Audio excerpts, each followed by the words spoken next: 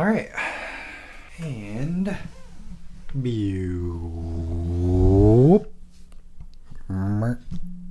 yeah. Me, look at me.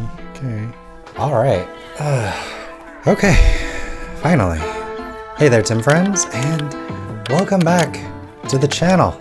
As is tradition around here, it's been far too long since our last chat, last catch up, last discussion, and that's largely because of the latest video essay, Ruminations. Ruminations 1, Ruminations on the Ego, whatever you'd like to call it. That is the reason why it's been so long since we last caught up. And that's actually going to be the emphasis of this episode of the podcast, the official, unofficial Tim Thoughts podcast. I can't really say for sure when we'll hit that official mark, but it feels like we're inching closer every single day. And I think, once we get there, we'll know it. But yeah, so for this episode of the Thoughtcast, I just kind of wanted to do a big retrospective on that video essay. If you're new here, that's just kind of the deal around here. When I work on a big project, I like to have another video sort of debriefing, talking about the process, talking about what went into it, the concept behind it, the whole shebang, so to speak. So that will be the main focus of today's video. And then, alongside that, I can talk sort of about what I did all the while during working on the video, the things I was into, the stuff that helped me get through it. And, we'll sort of wrap things up by talking about what's coming up next and what to look forward to, and a whole state of the channel address, so to speak. But we're gonna, we keep it loose and casual here in the Thoughtcast, just talking about what's going on, life and junk and stuff. And so yeah, that's where we're at. So let's just jump right into that retrospective I've been talking about. Yeah, so in case you haven't seen it, my latest video prior to this one was this video essay, which in my mind, I just call it Ruminations. So that's just how I'm going to refer to it. It was a very large effort and took me about 3 months to complete the entire video.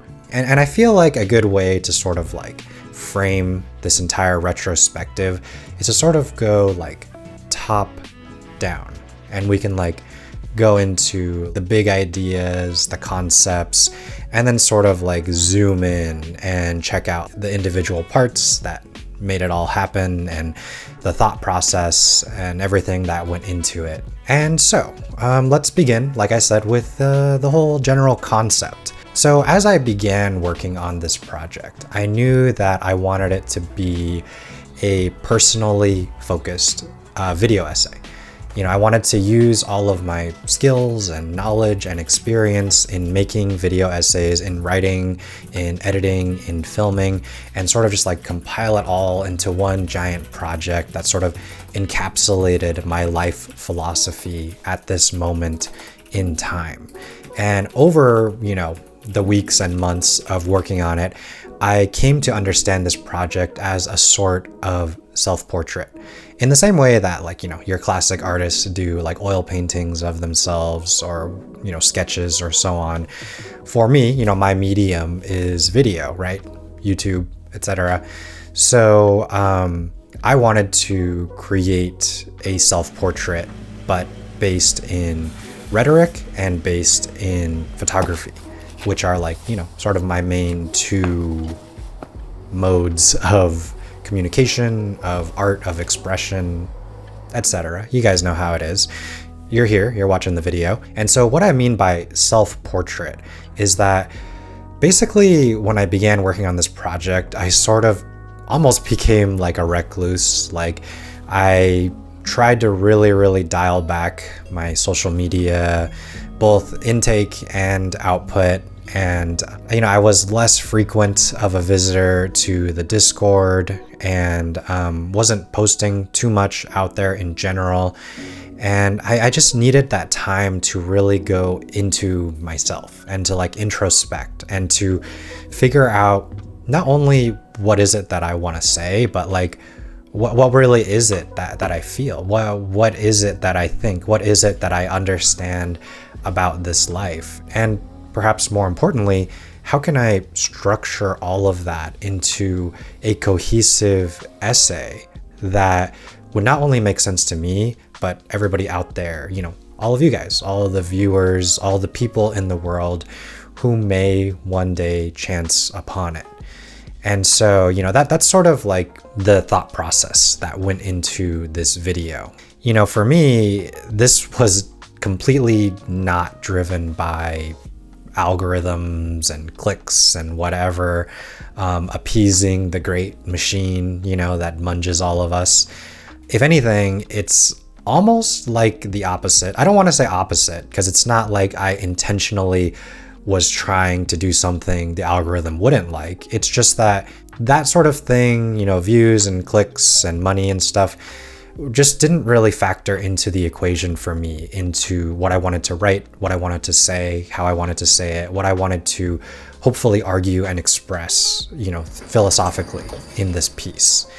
And, first of all, I feel incredibly fortunate and blessed, so to speak, to be able to be in this position and to explore this avenue and my thoughts and to create something that, is a direct result of this sort of like reflecting mirrors bouncing off inside of me, and coming out into video form. It was not only about expounding upon my ideas and my personal philosophy, but the intention was to try and direct that energy to you as the viewer, to help you understand the way that I've come to understand life, so that you may be able to pick and choose pieces of it and sort of bring those concepts into your mind.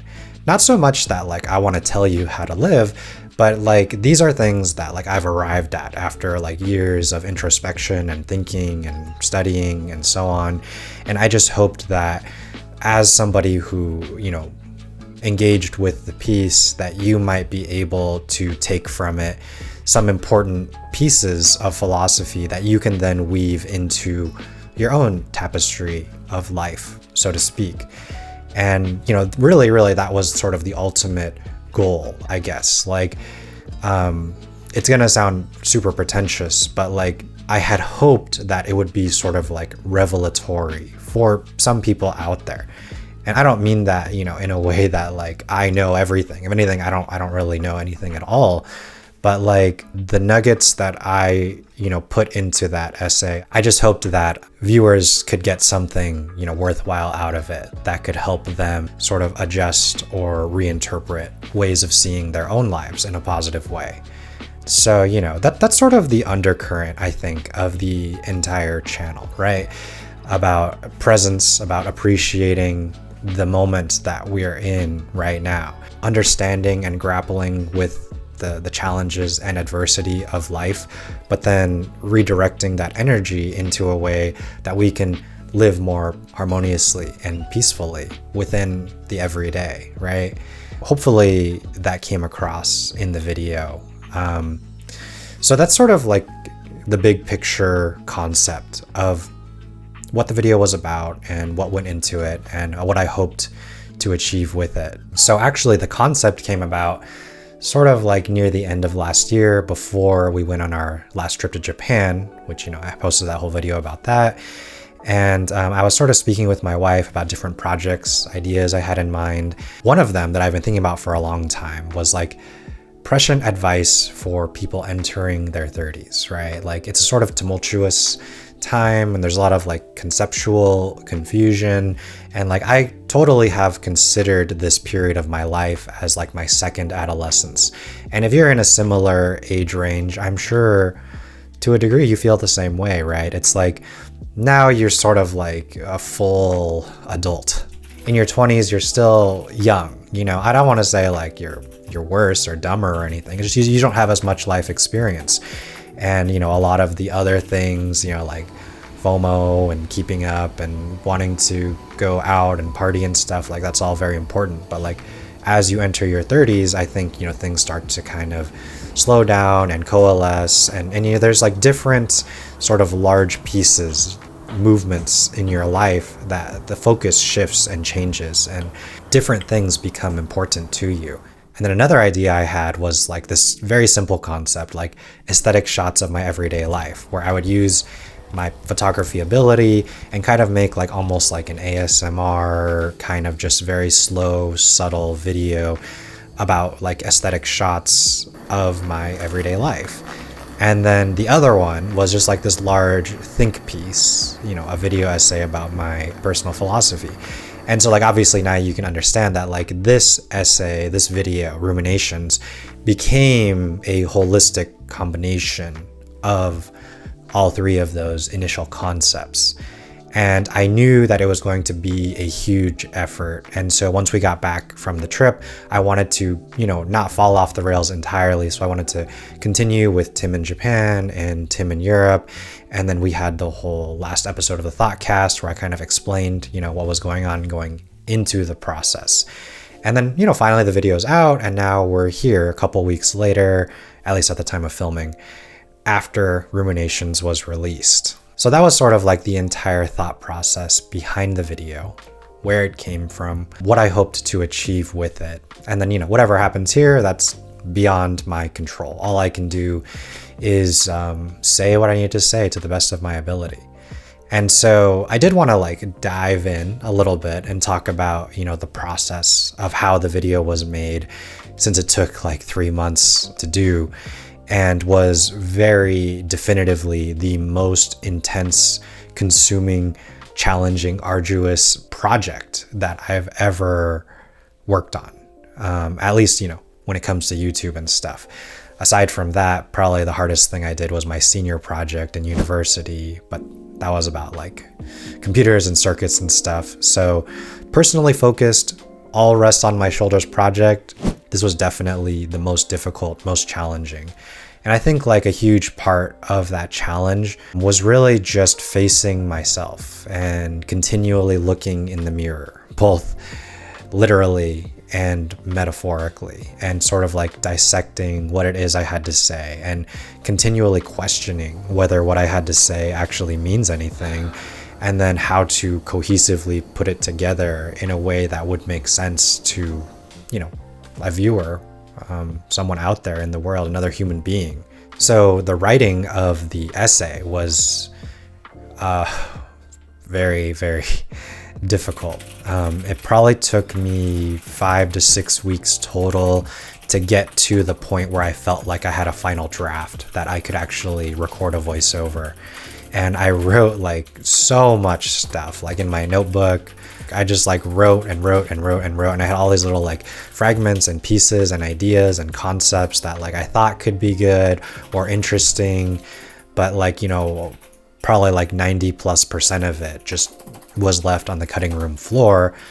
Though that's not to say that they didn't mean anything. They're actually very, very crucially important, because the very act of writing all of those things, of getting my thoughts down out there physically in the world, rereading it, editing it, it all helped to sort of coalesce in my mind the final actual words that were written in the final draft. And then once I actually did have a rough draft, I probably went through like another 6 or 7 drafts to finally get to the actual final piece that you heard and you listened to if you watched the video. The writing this was by far the most difficult thing I've ever written in my life. You know, it was extremely difficult to just keep going back into my mind, into like the deepest recesses of my mind, and questioning what it is I think about reality, about life, and not only what is in there, what do I think, but what's an important thing to frame and to share with other people, and that might help somebody, you know, better come to terms with this life that, you know, we live together, this shared wheel of confoundments, you know. So when I finally finished the draft, I could move on to filming the video. And in my head, I had all these like concepts and ideas and cool little edits and things I wanted to do. But, you know, when I ended up actually shooting things in real life, There's always a sort of little mismatch, and I didn't do like explicit storyboarding, like I didn't write out or like take pictures of how I wanted things to be, but it was pretty clear in my mind what I wanted. And I would say when it came to filming, there was two parts that were actually much more difficult than I anticipated. The first one was the running scenes. So, you know, I got dressed up like normal to go for my run, and I went on my sort of typical route. But what was so challenging was it took a very long time. That whole shoot probably lasted like 4 hours, and I would go somewhere and set up the tripod and like try not to get people in the shot and make sure that all the settings on the camera are right and the lighting is good and like, you know, the framing is right. And I would like run past the camera and like run back. And then like my whole setup with the camera and the tripod is pretty heavy and bulky. And then like it's very awkward and embarrassing when like people are passing by. But you know, you got to get the shot right. And I'm pretty happy with the way that it came out. And luckily I didn't need to film the running again. I had enough footage that matched what I hoped for from that one shoot. And then the other thing that was surprisingly difficult was the guitar scenes. I'm really not a very good guitar player. I've been playing on and off for a few years. But, you know, when you're practicing by yourself, when you're just playing around, jamming, whatever, it doesn't really matter when you mess up. You know, there's little twangs and, you know, bad notes and bad plucks. It's not a big deal because you just keep playing and you don't really think about it. But when you're recording a video and the audio is going to be on the video, it's extremely important that you don't mess up.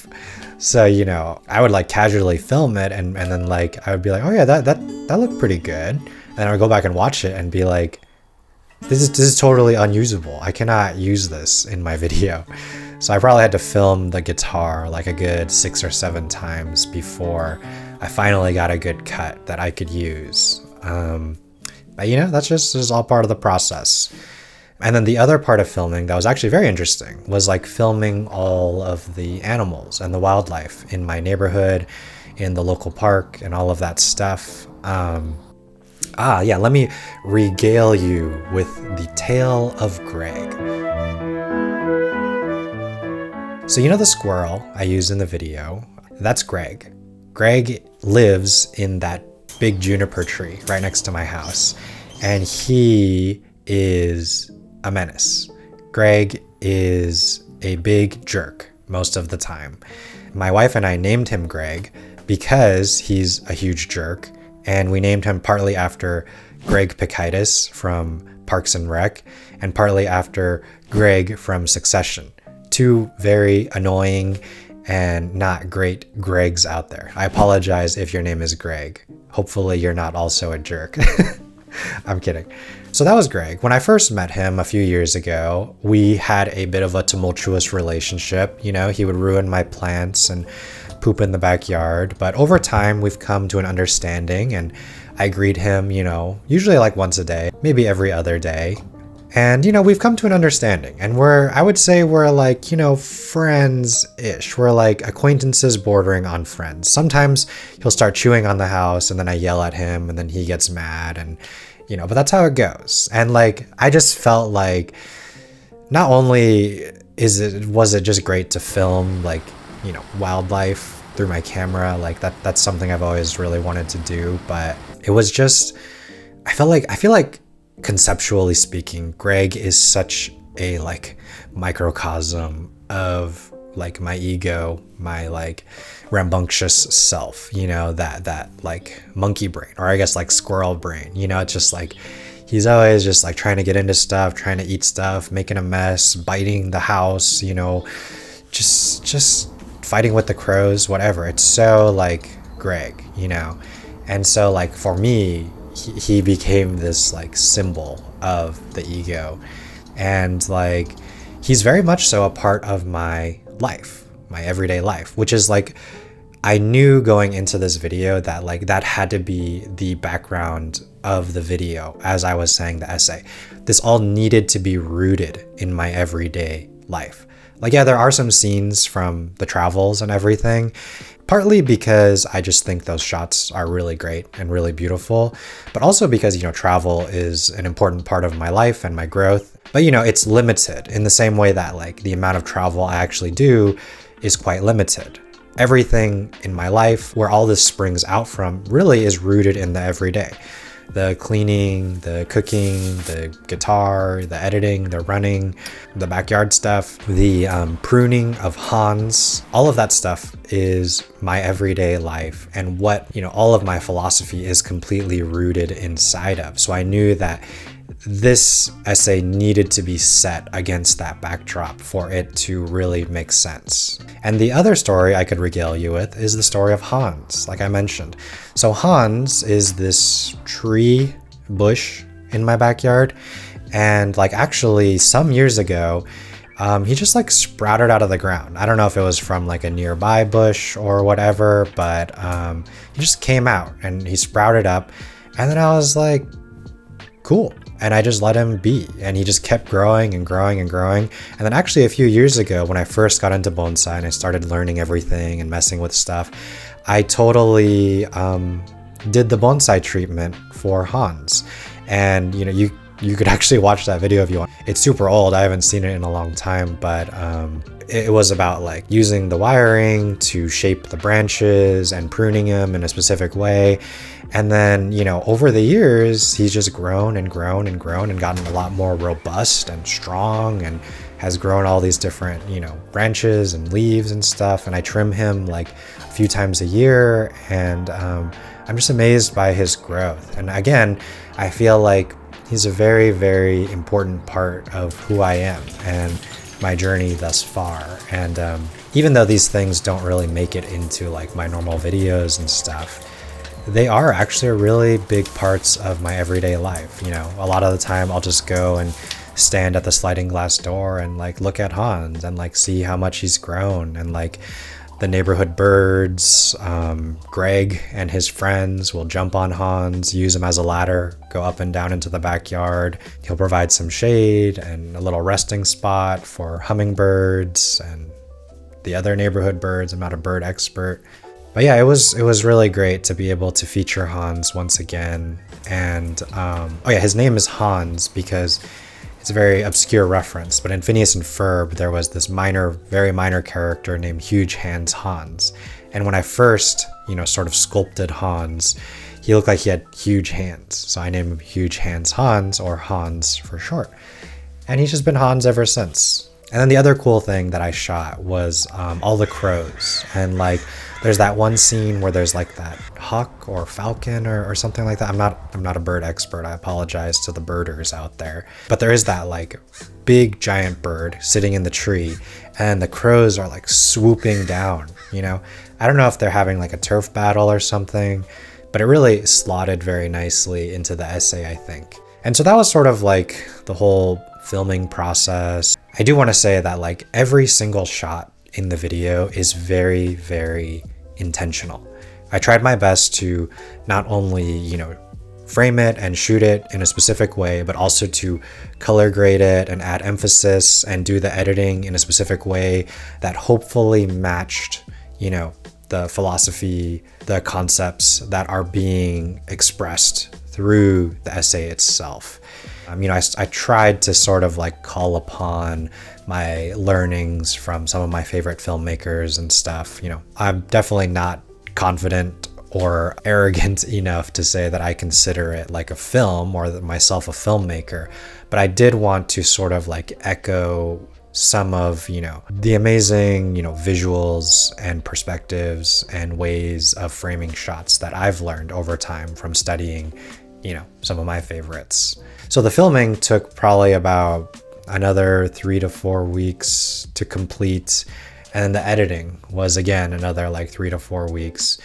Normally the editing doesn't take as long for any of my videos, but for this one I knew it was really important, and I just gave it the time that it needed.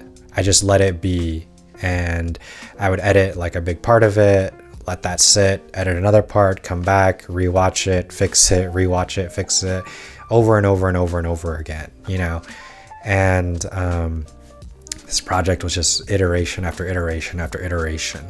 And then we finally got to the final video, which is out there and you can watch it. Maybe you already watched it.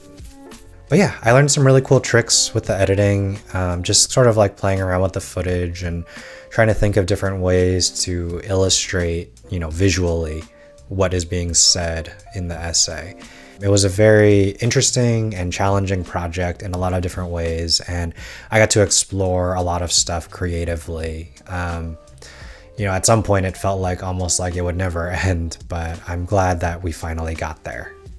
And then, overall there's probably like at least 5 to 6 hours of footage total. And then, it got cut down into like the roughly 20 minutes of the final video. But I'm sure like almost any film out there can say the same thing. They have like many, many, many, many hours of footage, and you just try and pick and choose the absolute best little nuggets that get put into the final product. So yeah, I had really hoped to film this video a little bit earlier and like release it a little bit earlier.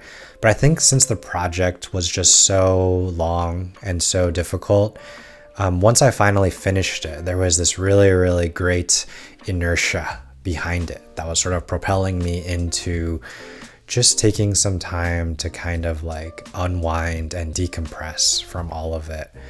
I mean, a couple days after I posted it, I got some,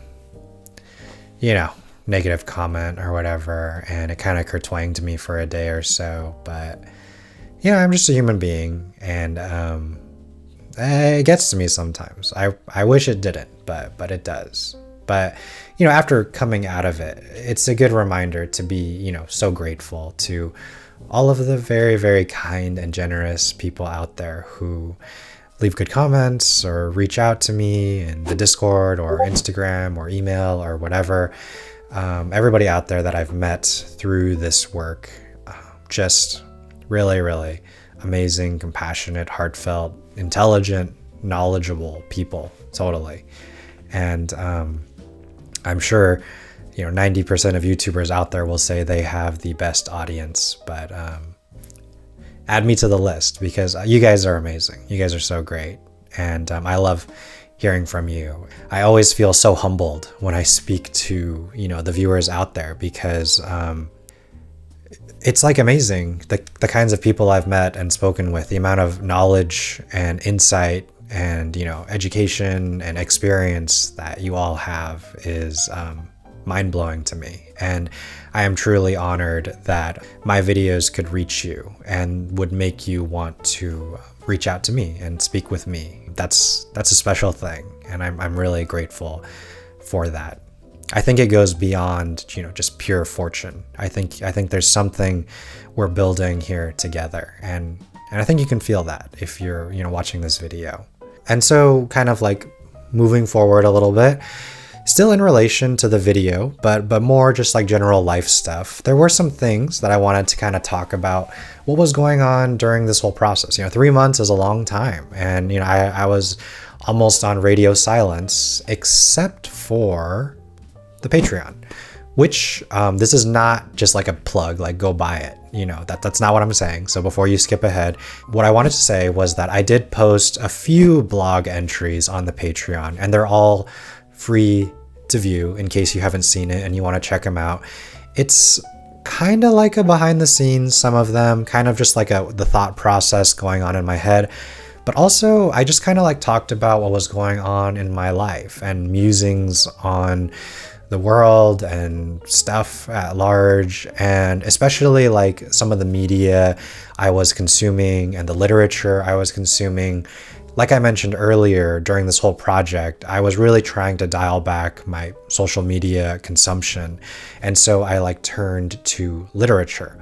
And in some of the Patreon posts, I talk about this some more, but there are a few books that really, really helped me, get through this whole process. And I just would like to briefly go over them, partly in case you're interested, but partly just because I think they became an important part of like my journey. And also, if you're familiar with them or end up reading any of them, I think you can sort of see the thread that links these texts to the final essay that came out They themselves are incredible, but also sort of represent these larger concepts and ideas that I've been grappling with for a long time. And so reading them helped me put the pieces together and help. And it's, it's like standing on the shoulders of giants, right? I was reading these incredible thinkers and writers, which helped me sort of, find my path through that nebulous, wonky space of concepts and ideas to finally write down the essay that came out of it. So the first work I'd like to highlight is this book of Seneca. So this is actually a compilation of letters that he wrote to various people for various purposes. A bunch of them are actually like consolation letters for people who lost loved ones, and him trying to sort of like comfort them and help them move past it. But a bunch of them are also just sort of musings on life and philosophy and ideas and so on. So in case you're not aware of Seneca, he is an ancient Roman philosopher who actually was alive around 0 AD. And he is sort of considered one of the godfathers of Stoicism, the Stoic movement. And I know these days, sort of unfortunately, Stoicism has almost like kind of become intertwined with this like tech bro culture. Like there's a lot of tech bros who just like pick and choose little pieces of Stoic thinking and like try to like shove it down everyone's throat and be like, oh yeah, just do this, whatever. But actually when you actually read the original text, when you grapple with the ideas he's presenting, it's much more subtle, much more nuanced, and is actually just like a sort of basic guide on how to live well. And Stoicism is very much rooted in the idea of living both virtuously and in harmony with logic. Like logic and virtue are sort of like the grand pillars holding up Stoicism. And I think especially now, like I mentioned in the last video, how so much of society is sort of like post-God. I think a lot of people could find a lot of solace and interest in the philosophy of Stoicism.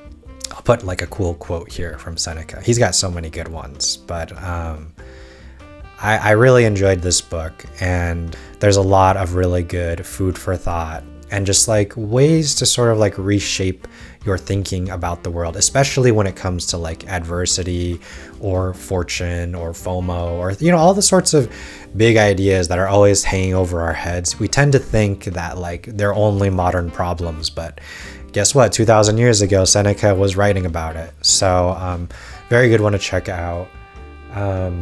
Another big book that I've been reading is this collection of essays from D.T. Suzuki, who was a Zen master both in practice and in knowledge and education. And this book is sort of an expounding of the history of Zen and Buddhism, but primarily focused on Zen. And it's certainly a little bit dry, but there are some amazing nuggets of wisdom like this. And if you're interested in Zen as a concept, as a sort of religion, I would call it more of a philosophy than a religion. But if you are interested in diving in and learning more about Zen, this is a fantastic book to do so. And it just sort of like when you really get into it and you get past the drier history, these nuggets really help sort of like refocus and recenter without, all this sort of like flowery stuff that's found in a lot of other religion and philosophy. So that's a great book too. Another book that was like personally meaningful and was so heartfelt is Rilke, Letters to a Young Poet. In case you don't know Rilke, he is an incredible poet. He is famous for having written these amazing poems that are so evocative and emotional and philosophically oriented. And this book is actually not a collection of his poems, but rather a collection of letters that he wrote to a younger poet. Like these are actual nonfiction, real letters that he wrote, giving advice to a peer of sorts who went to the same academy that he did. So he's giving really, really prescient life advice about not only just like how to live and how to deal with, the trappings and difficulties and adversity of life, but also the goals and dreams and hopes of the artist, and what to do as a poet and how to go into yourself. So like if you are on the path artistically or otherwise, fantastic book with a lot of really, really good advice. And it feels like you're getting a letter from like a really great friend who also happens to be an extraordinary writer. It really helped me through the early stages of my writing. Another book that I loved was Kokoro. I talked quite a bit about this in one of my Patreon posts, but this is like a literary treasure from Japan, a true Japanese classic novel. It's so classic that it's, to this day, I think, still taught in many high schools or junior highs around the country. It's by Natsume Soseki, and it's a fictional story primarily about a young college-aged boy around the turn of the 20th century in Tokyo, who comes across a man in, I believe, like in his 40s, who he nicknames Sensei. And there's all this back and forth between them where they learn about each other. And then the last third of the book is a letter from Sensei expounding on his past and all of the difficulties and challenges and friendships and love and betrayal. And the book is partly just a really great story with some really good drama and absolutely fantastic writing. And it's partly like an allegory metaphor for this rapid modernization, urbanization of Japan and the cultural feelings as the tide was changing. But I think for me personally, the thing that resonated the most was just the phenomenal writing. The writing is so good.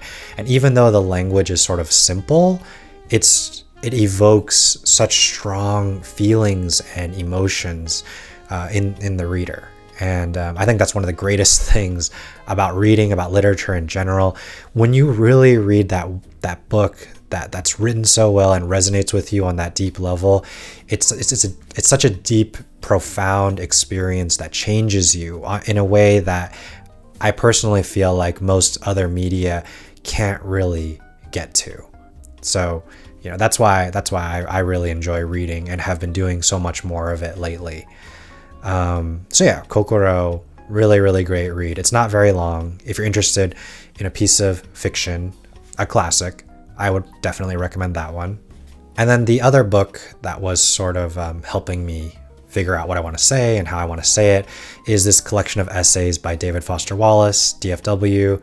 I talked all about Infinite Jest in the last Thoughtcast. He's the author of that.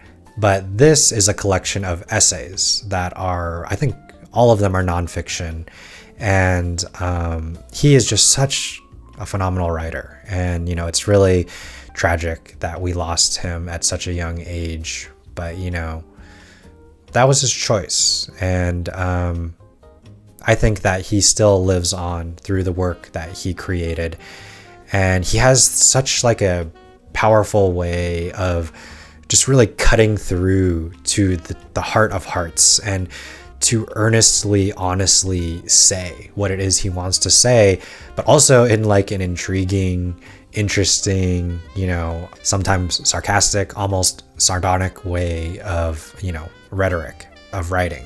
And this book is really great, and it helped sort of like reframe a lot of different narratives in my head. And I think like the greatest lessons for me were in the way that he speaks so earnestly and the way that he's able to cut straight through to what he's trying to say and to expound it in a way for modern audiences to understand and grapple with. I haven't 100% completed most of these books. Some of these books I'm still reading to this day, but really, really all great reads and brought their own, ideas and concepts to the table that helped me, write the final essay that I came out with. And then just another few quick shout outs, stuff that I'm reading right now. Neuromancer, my wife recommended this to me. In case you don't know, it's like one of the forefathers of modern science fiction, and I really didn't realize just how much is directly ripped from this book. In the book, they call like the VR internet space the Matrix, And they call this city in Japan, where part of the book takes place, Night City, like in Cyberpunk. So a lot of modern sci-fi is just ripping directly pieces out of this book. It's just sort of like a fun read, sci-fi, hard-boiled, you know, whoa, crazy technology stuff. Good read though. It's pretty fun. Also, Walt Whitman, Leaves of Grass. I was speaking with a kind soul in the Discord, and Transcendentalism came up, and I recommended this book because it is a masterpiece, and I'm rereading it now. And then Montaigne. Montaigne, if you don't know who Montaigne is, he's actually sort of the original guy who created the concept of the essay. In the 1600s, he was actually quite a well-respected guy, did his stints in government, in the military, etc. And then he sort of just like retired to his manor, like in his 30s or so, and just like wrote about life, wrote about his life, wrote about musings on everything from like food to friends to death, and a bunch of letters to people. And he collected it all into this book called Essays. And like when I came across him and I began reading him, it was kind of like this strange, almost like synchronous moment where it's like, oh, so the essay that I wrote is actually very much so in line with the original conception of the essay. It's very introspective and just like, you know, going into myself to write about my experience and my understanding and my philosophy. And that's like Montaigne's works. And reading him is like kind of a trip that way. And once you kind of like get into the flow of it and you understand the old language he's using, the man was a great writer, and sort of similar to Rilke. It feels like you're just talking to a friend, and he has this really great colloquial way of like speaking to you and expressing his ideas, and he's totally unpretentious. And he has a lot of really great quotes from other people, other writers and philosophers from before his time. He was clearly extremely well educated and well read. So Montaigne, great one to look into, especially if you're interested in, you know, philosophy and ideas and literature and things like that. All right, so that was that. And like I said, you can kind of like get a feel for what was going on in my head while I was doing all this stuff from the blogs on the Patreon. Speaking of which, I sort of have this idea about like how I want to change the Patreon moving forward, because like I know that it's very difficult to like support creators monthly. Like I mean, especially when it's like $5 or $10 a month, it adds up. I get it, especially for me when like I may not even release a video in a month, or maybe I'll only do like 1 or 2 videos a month. And it's like, does it really feel worth it? You know, I get it. I don't take it personally, trust me. So what I was kind of thinking, especially since lately on the Patreon, I've just been posting free blog posts for anyone to view, is like, I kind of want to convert the whole thing into just like another blog, like a way to share some ideas and writings and stuff, and make the whole thing freely available, and then introduce a $1 membership tier. Because like I know there are times I want to like show support for a creator, but like it's tough to spend the money. So like I feel like having a $1 tier is just kind of nice, because it's like you know, I don't even know what you can buy for $1 these days, but what you can buy is a little booster for me. You know, like I'll feel really supported and cared for by this wonderful community. And if we get like a bunch of people to support for $1 a month, then like, you know, it'll add up on my end. Like if we get like 100 people, that's $100 a month, which would be really, really, really cool. Because, you know, again, we're having some cash flow issues, because, you know, this isn't really the kind of channel that's going to pull in, you know, Mr. Beast numbers or anything. Very, very deep-seated passion project, which means no money. Yeah. But on that note though, I am gonna get back into the vlogs. Tim in Japan, Tim in Europe, definitely those are coming up soon at much more regular intervals. And, you know, that being said, let's move into the sort of like future of the channel, state of the channel, channel update, whatever. So my plan for the sort of immediate future is to get back to Tim in Japan, Tim in Europe. I don't know if you guys saw the Gay BK and the Florence vlogs, but I'm really trying to up the production value and make these things much more interesting and watchable and get the editing down and everything like that. It's a continual process, but I really do enjoy making the vlogs. And then, I'm hoping to kind of like get back on those tracks, and that way I can like release those more often. And there's, I think, 2 more episodes of Tim in Japan season 2 before Tim in Japan season 3, which was this most recent trip, which I'm really excited to get to, because for season 3, I really had a much more concerted effort in filming everything horizontally. I did a lot less vertical video, and I'm excited to, I think the quality will be another step up in season 3 of Tim in Japan. And then Tim in Europe, we just did Florence, so we should be heading to Paris next. So if you're interested in Paris, check out Tim in Europe coming up. And then of course, Tim in Japan. These will be ongoing tracks that, I'll release videos more regularly that way. And then I do have some ideas for this, the Thoughtcast. I'm not going to say what it is yet because it's very much dependent on external factors, but I do have some new ideas and new concepts I'd like to work with. And then as far as the whole video essay stuff, I have no plans in the near future to go off for another 3 months and work on some crazy introspective essay again. That whole thing was very much like a project that I needed to do for myself.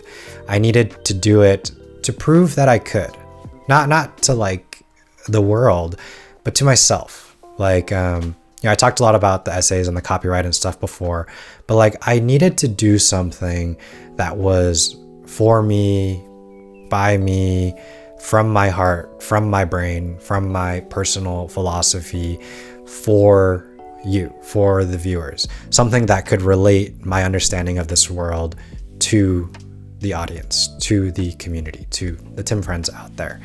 And that was sort of the entire backing idea behind this project, which is why it was such a specific, concerted effort in getting it done and why it took so long. And now that I've done it, I feel like it has given me the confidence and the courage to tackle any project that I feel like is worth doing in the future. And maybe, I'll do some more Tim Explains Japan. Maybe I'll go back to even doing some video essays about movies and stuff, though I am very hesitant about copyright. And then I just have other ideas about like philosophy, about life, about just concepts in general that I would like to explore in the sort of video essay format or, something like that. But now that I've finally finished that video, I feel like the possibilities, the world has really, really opened up. And I don't want to say too much right now because I still haven't really landed on what that will be. But, expect Tim in Japan, Tim in Europe, and then more episodes of the Thoughtcast. I would love to do more Thoughtcast stuff to catch up with you guys and to like talk about life and stuff. When this whole Thoughtcast thing first started, I wasn't really sure where it would go, but now I've really enjoyed what it's become. And it's this chance for us to reconvene and sort of get back on the same page. And then I can share literature and quotes and things like that. So, all of that stuff, more to come. And then maybe some new interesting concepts for videos/video essays, things like that. So that's what you can look forward to coming up. And then, of course, that $1 Patreon thing. Let me know if you're interested in that. It might already exist by the time I post this video. It might not. I might need to confer with the current supporters and kind of gauge what's going on. I don't want anybody to feel shafted or anything. But yeah, and then, the t-shirts, like I mentioned in that last video. I actually haven't really made any progress as far as the website and the licenses and the permits and for selling stuff. But I hope now that I'm getting back on the vlog tracks, I'll have a little bit more time on the side to get that stuff going. And then I would love in the future for it to just be like its own brand kind of thing, and I can advertise it on other platforms and stuff. And hopefully people will just want to buy it because they're cool and they like the designs. And it could be another, avenue for some of our cash flow problems on the channel. I just, again, I'll just say very quickly that I really like the quality of them, and I think the concepts are pretty cool, and I would like to explore more concepts in the future and kind of like continue mixing, photography and philosophy with like wearable designs. So that's the whole idea behind there. And yeah, if you're interested in that at all, you can let me know too. But yeah, I think we're finally there. This was the third time I'm recording this video, partly because of some technical difficulties, partly because I didn't always know exactly what to say, but we've finally made it, and it's very long, and I thank you so much for sticking around and listening to all the ramblings and whatever other stuff was just rolling around in the old noggin, But yeah, I hope you guys enjoyed. I'm glad that I was able to share with you the tale of Greg and Hans. I love those guys. Do you guys have anything like that in your lives? Any tales of like the creatures around your everyday life, or plants that you love, or something like that? I like the lore. I think the lore is super fun, and I think we all kind of do that on some level, right? There's some kind of lore in our head about something we see every day or every once in a while, and we're like, oh yeah, there's Greg again being Greg. I would love to know if you have some lore to share about your life. And similarly, I would love to know if there's any like literature that has really resonated with you recently or otherwise. It could be a long time in the past. It could be something you just read the other day. I'm always looking for like really interesting and thoughtful literature, or even just like media in general, movies and shows and games and stuff too. So I would love to know, if you have anything you'd like to share that you think others or myself might be interested in. I always love hearing from you guys, and I really, really genuinely mean it when the people that I've met through this channel, through this whole journey, just incredible, fantastic people, and I've made some really great friends. And honestly, at this point, it's like hard to imagine life without some of them. And if that's not a ringing endorsement for this whole journey, then I don't know what is, because ultimately so much of this life is about the connections that we make, and the journeys that we share, and the ideas that we share, and being heard and being understood, and having the opportunity to learn from others, right? That's life.